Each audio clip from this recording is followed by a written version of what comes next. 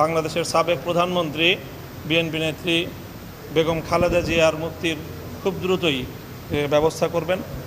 দেশের রাজনৈতিক পরিস্থিতি নিয়ে আলোচনা করার জন্য এবং সমস্যা সমাধানের উদ্যোগ নেওয়ার জন্য আমরা এখানে বিভিন্ন রাজনৈতিক দলের নেতৃবৃন্দ উপস্থিত হয়েছিলাম।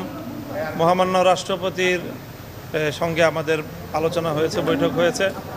এতে বিভিন্ন রাজনৈতিক দলের নেতৃবৃন্দ, সশস্ত্র বাহিনীর শীর্ষ নেতৃবৃন্দ, 3 বাহিনী প্রধান সহ তারা উপস্থিত ছিলেন। এখানে বেশ কিছু মৌলিক বিষয়ে সিদ্ধান্ত হয়েছে এবং সেগুলো ইনশাআল্লাহ আমরা আশা করছি যে রাষ্ট্রপতির পক্ষ থেকে ভাষণ, জাতির উদ্দেশ্যে ভাষণেও আসবে এবং মাননীয় সেনাপ্রধান তার বক্তব্যের মাধ্যমেও বিষয়গুলো আসবে।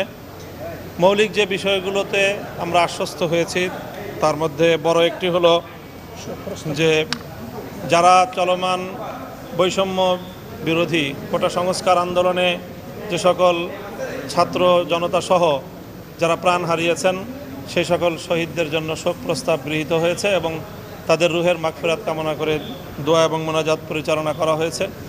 সেই সঙ্গে মহামান্য রাষ্ট্রপতি আশ্বস্ত করেছেন যে গত 1 জুলাই থেকে অদ্যাবধি যারা গ্রেফতার হয়েছে সেই সকল ছাত্র নেতৃবৃন্দ, ছাত্রকর্মী এবং রাজনৈতিক নেতৃবৃন্দ সহ সকলের আশু দ্রুতই মুক্তির ব্যবস্থা করবেন এবং সেই সঙ্গে মাননীয় বাংলাদেশের সাবেক প্রধানমন্ত্রী বিএনপি নেত্রী বেগম খালেদা জিয়ার মুক্তির খুব দ্রুতই ব্যবস্থা করবেন।